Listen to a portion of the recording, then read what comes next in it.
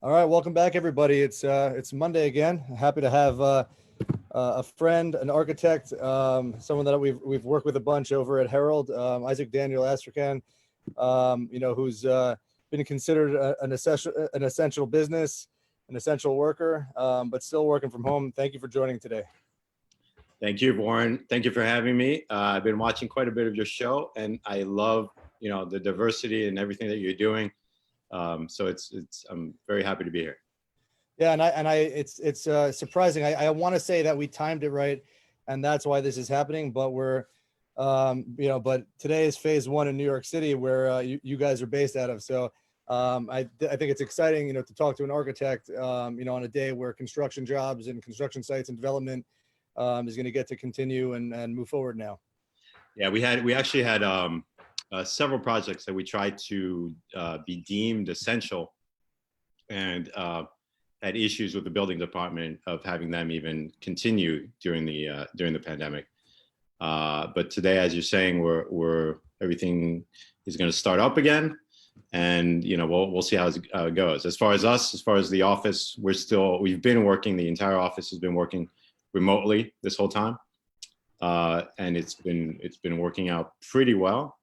And I think we've touched base with our employees, and as we were able to get back to the office, we're giving everyone the opportunity to be more flexible. So some people have families, kids are home.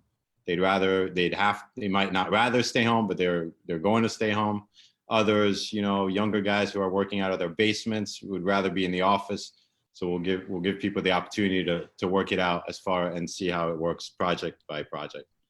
Yeah, we're starting to have those debates. We have an office in New Orleans where we're entering phase two, and we're having the conversation there about, is it optional? Like I like the Twitter and Square model of we're open, but it's optional for you, or do we decide to bring everyone back? And I think in New York City, it's even it's not premature yet, but we're getting there, but not there yet as far as having those conversations.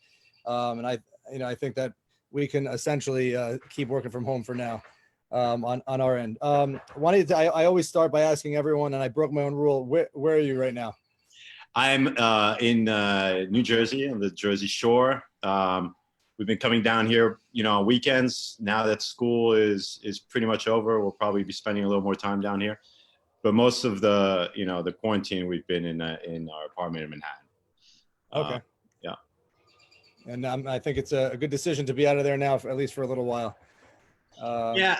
I don't know. I don't know. As far as what? I know, it's just as far as my parents live on the corner of Adams and Tillery, where the Brooklyn Bridge entrance is. Oh, yeah. It doesn't matter what you support or don't support. Like, they can't walk outside of their house and get across the street, just as far as practicality and some of the stuff going on in the city right now around the country. I mean, it's good to have this, the opportunity to be out of the city. Yeah. Absolutely. So you have a long, amazing and illustrious career in architecture. Why don't you give us a little bit of your background? I know you've been with SBJGroup, Stephen B. Jacobs Group Architects since 1998, but give us a little bit of history, expertise, etc. Well, I grew up in the south of France and in downtown Detroit. So my parents were university professors. So I grew up going back and forth, 8 months in France, 4 months in Detroit. Went to college in New York, went to graduate school in Boston, and then went back to France for a while and came back to the city in 98. In the same week, I got rented an apartment with a friend of mine from graduate school, found a job, which is still the same job that I have now in the same company, and found a girlfriend who's now my wife. So that, it worked out pretty well. And then first options have been very good for you. I guess, yeah, can't complain. Can't complain. And yeah, I've been at this Stephen Jacobs Group for 22 years now. And as you know, we work a lot on multifamily, residential towers. We do a lot of hospitality. We're doing some charter schools these days. We're doing boutique office spaces. So a great mix. We do city work as well, NYCHA work, school construction authority work. So all that diversity has kept the firm going for over 50 years now. So it's been great. That's awesome. It's a great history, and it's amazing that you've been there for so long to help, see it, build it, et cetera, et cetera. I know you said spent time in France, and stateside, with everything that's going on. I mean, do you have family back in France right now? I do. I have my mom, actually, we celebrated my mom's 90th a few weeks ago virtually. So that was, it was what it was, the Zoom party of the day, I guess. And I have, friends and family over there. It's funny when you talk to them, their perspective. I was just talking to a friend of mine today. For them, like, COVID is pretty much seems like it's done. So we'll see. Hopefully they're right. Yeah, I mean, I had a couple of friends who lost loved ones there out in France, and when it was really tough in Italy, it was really tough there, and I'm happy that that Europe definitely seems to be moving in the right direction, and I'm happy that again we're talking on a day where we started phase one, right. And moving in the right direction as well. Do you have any plans to go back there anytime soon, or you're still? It's going to really depend what's going on. I definitely do want to go see my mom at some point. We usually go during the summer. But this summer also is a big summer for my son, who's what I guess you call a rising senior. So this was going to be a big time for trying to get, college soccer recruiting, and he wants to go to the West Coast. So whatever, it's all up in the air, like for everybody else. And we'll kind of play it day by day and see what the opportunities are. Absolutely. That's a good answer. And, definitely, doing all that, getting into college and, playing sports and all that without COVID and, not knowing what next year will be. I've been talking to a few friends of mine who work on campus, and they're saying there's all these different options: open early, closed by Thanksgiving. It's and what does that do to seasons? It's going to be interesting. Yeah, I'm actually the vice president of Downtown United Soccer Club, one of the largest soccer clubs in the city, youth soccer clubs, and our coaches have been trying to figure out what are the next steps, what can we do, and being ready for any possibility. But right now, there are no fields open. New York City permits are offline supposedly until the end of August. So again, day by day. Absolutely. Well, I'm happy that you and your family are safe. Now you're working from the Jersey Shore, you're with your family. Do you find work from home to be easy? Are you able to get as much done as you normally would in the office, or is it a little bit more challenging? I think it's a little bit more challenging. I think it's they kind of go hand in hand, because obviously there's less activity, so there is less to do. So from that standpoint, what I need to do currently, I can do from wherever I am. But as things kind of ramp up, and hopefully new projects come on board, I think those things have to happen, in person. So again, we'll see how that develops. But we've been very lucky. We've had enough projects to keep the firm going, and to keep everyone on board. Everyone's working remotely. We get our PPP, which helped out as well. And now we're, at some point, you're going to need the new projects, the new clients to come in. And the big question is, when is that going to happen? Yeah, I just looked at our bank account. We're definitely running low on PPP. I completely agree. Definitely need those new leads, and the phase one opening couldn't be perfect enough as far as timing. I'm hoping there's like some pent up energy projects, but then it all depends obviously on like financing. We've got affordable housing projects, like who knows what the state's going to be able to provide. So again, a lot of uncertainty. Absolutely. What what do you think? What do you think will happen? Like, do you think today's the start of phase one with construction? Do you think everyone's going to hit the sites quickly, or is there a hiring process to get some of those unemployed folks back into the construction companies? Interview process, or like how fast do you think it'll snap back as far as getting back onto the job sites? Yeah, I don't know. I think a few weeks ago, what I was hearing was that contractors were having issues actually finding people who wanted to come in and work, just because they didn't feel safe. Now, hopefully, that's changing. I think obviously it's gonna change. People are gonna feel more comfortable, but if ever there's data that comes out and says, hey, you know, we got all these people back in the hospital, you know, again, who knows what's going to happen. But I'm hoping that it's going to, you know, start up again in, you know, strongly and get going. Yeah.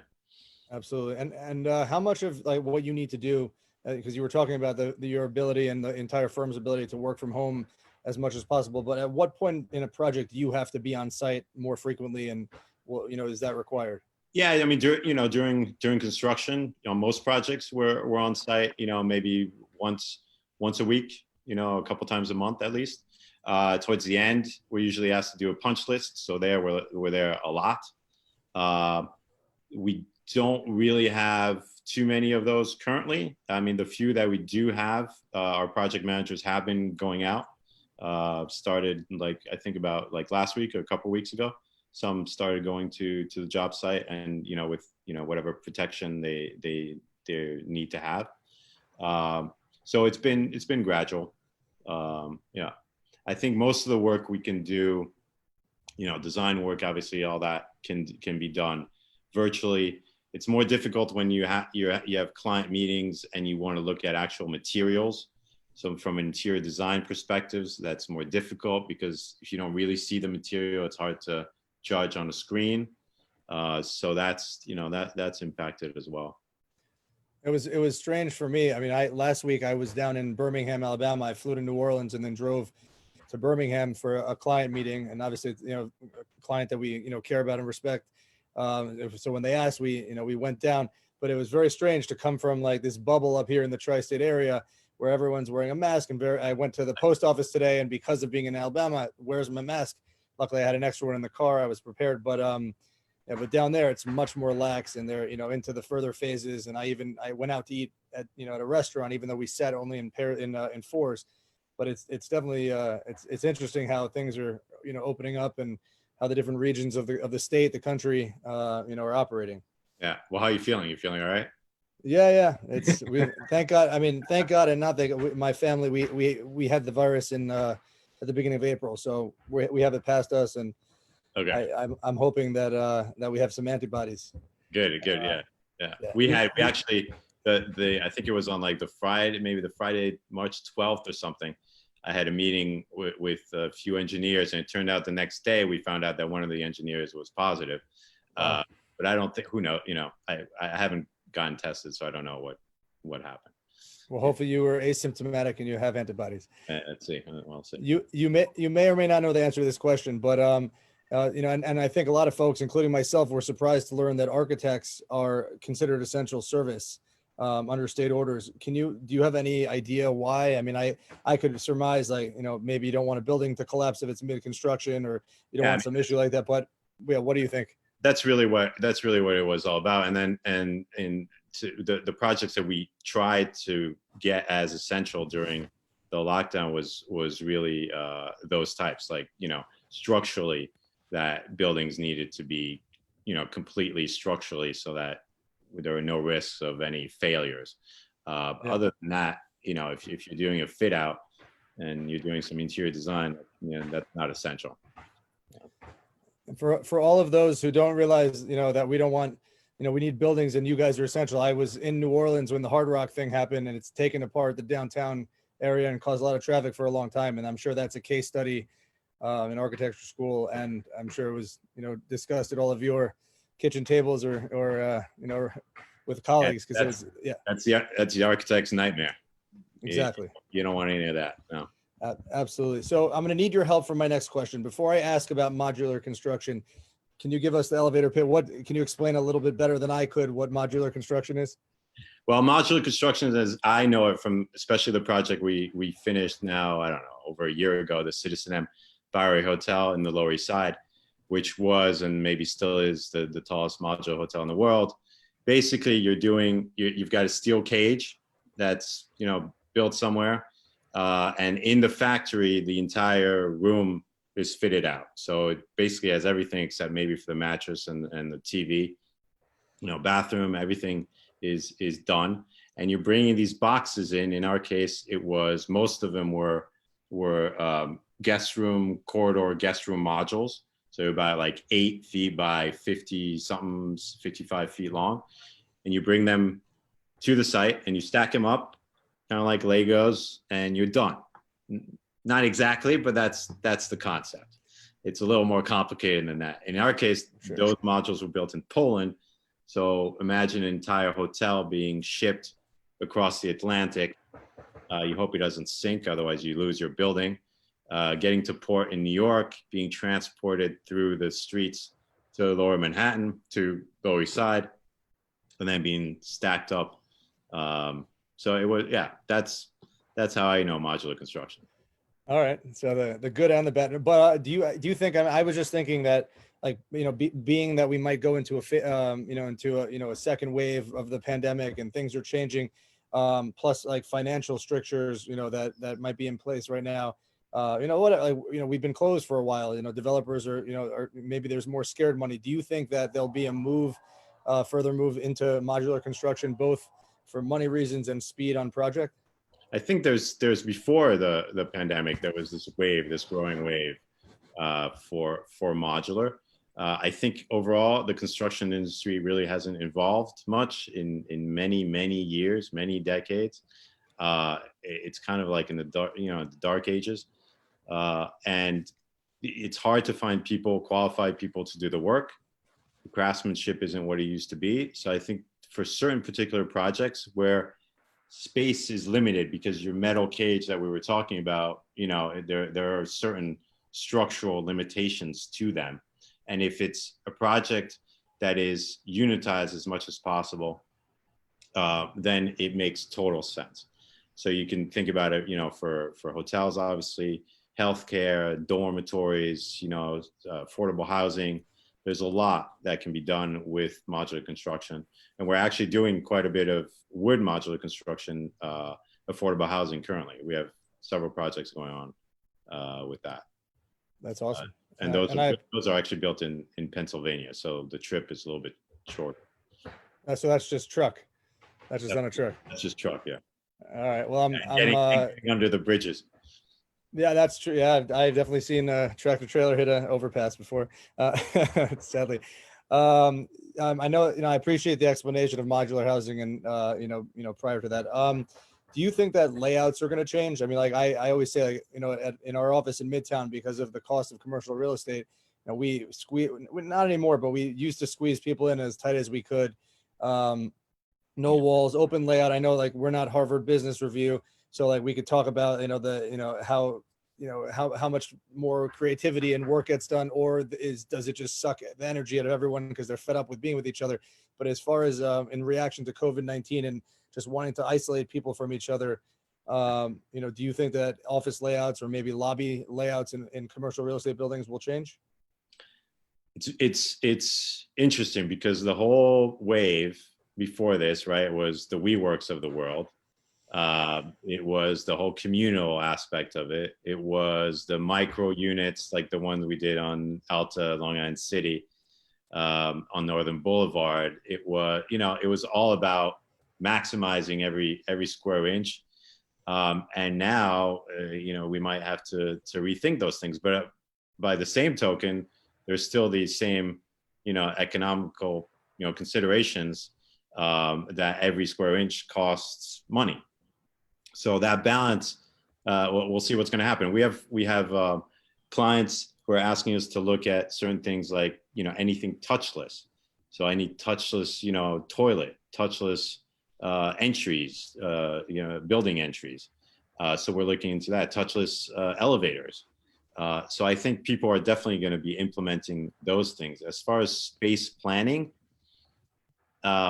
there's going to be, I think, a lot of talk about, what the new space planning is. But I don't know if I fear, but, as time goes along in maybe, 2-3 years, when we're past this, we might kind of go back to where we were. Yeah, absolutely. And I personally say, and I've been saying this for a while, that, commercial real estate should go down. I mean, I see it going down. Price per square foot, I don't see how it could, stay the same. I think people are going to, we've proven that the work from home model for many industries works. And I think it'll be, tough to have that come back. Exactly. I think, yeah, especially for office space, like you were saying, the proof is maybe we're not as super efficient.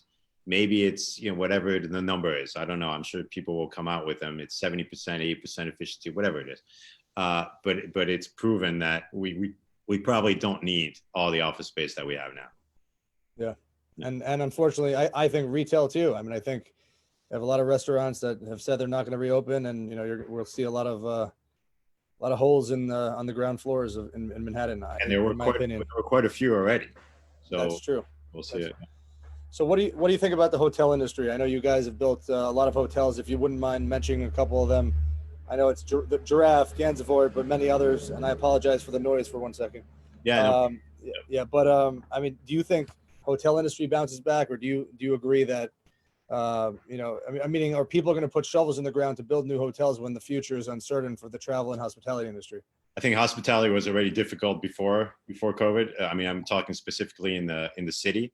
So I think, you know, this is not going to help. I already have, you know, clients coming and asking me about conversions of, you know, hotels to residential. So I think there's going to be probably quite a bit of that going on. I think, I mean, obviously, you know, New York City is New York City, so there'll always be, you know, tourists, and there's always going to be the need for hotels. But to what extent compared to what we have now, you know, I would think, and I'm, you know, whatever, I would think that it's going to be, I would be surprised if I see a lot of activity in the hotel business in the city. Absolutely. And then I know you guys also do a lot of, at SBJ, you do a lot of, you know, I'll call it commuter hub construction, where you'll have, like, whether it's in Connecticut, in Long Island, you'll have, you know, build beautiful, like, modern, fully amenitized, you know, apartment buildings, rentals, you know, for folks that want to live that lifestyle in, you know, in the city, in Brooklyn and Manhattan, and Queens, but don't really, either can't or don't want to be able to afford that. I always say I'm from Brooklyn. Even if I could afford to live in Brooklyn, I think it's outrageous. So I would live outside. So I mean, I know that these are mostly alongside transit hubs, like one near Mineola, you know, the Long Island Railroad. You can be in Manhattan in 30 minutes. You get all the same amenities built in and the same kind of, you know, crowd, maybe a little bit of extra space, and definitely more affordably. Yeah. Do you see that, you know, an increase in that, or do you think that because folks might be commuting less, that won't, you know, that won't be as hot of a market? Well, that's a good question. I think from the space, I you know, I wouldn't be surprised if people are looking for a little more space, not being as much on top of each other. As far as, you know, the commuting, I think people are going to want to minimize that, you know, as well. But you know, not everyone, unfortunately, can be live a few minutes from where they work. So I think there's going to be, there are definitely certain developers that are looking at outside of the city and pitching it so that there's more, that people can have more space. And I think that's the demand right now. Again, once we get past this, how does that evolve? Because we make decisions now, but projects, you know, last for years before they're built. So to have the crystal ball, you have to have it not just for tomorrow, but you have to have it for like 2 or 3 years down the line. Is there, I mean, has there been, I know we touched upon it a little, but has there been a panic among certain clients, like, about conforming to, you know, regs that aren't even around yet, or, you know, planning based on that, or is it, you know, stick to the plan, we'll weather the storm? Yeah, it's more stick to the plan, we'll weather the storm. But we will implement, especially for things that are going to open soon, we will implement whatever we can that makes sense that we can implement at this point. So, you know, the things I was mentioning before, any, you know, touchless technology and all that stuff, we're looking into that to be implemented for these projects. I've seen some of those glass domes that, you know, hang over people in restaurants or high-end coffee shop, so that you can have a conversation. What is that, an Akia or Nish Nish? I don't know. Is that a space you would be in? No, I'm just curious because that as a design aspect, yeah, that's, we can come up with all these ideas, but then, you know, if you're going out, you know, the whole purpose and the beauty of living in New York, you go to a restaurant, you know, you're with people and all that. In a way, like for me, if we're not at that level, we can get back together, I'm not really that interested in the gimmicks of getting me back in there if I can't hang out with, you know, the people I want to hang out with and be in that atmosphere. And you know, I think it's gonna come back. It's gonna take some time, and I think there are gonna be steps in between of getting back to our new normal.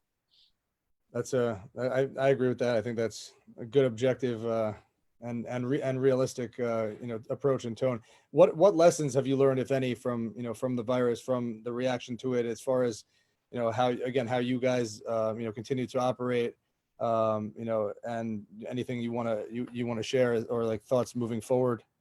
I mean, on a, you know, a professional level, like we're saying, we've proven that we can be pretty efficient remotely, so that's a big deal. I think, you know, for me, it's always a balance between efficiency but also quality of life.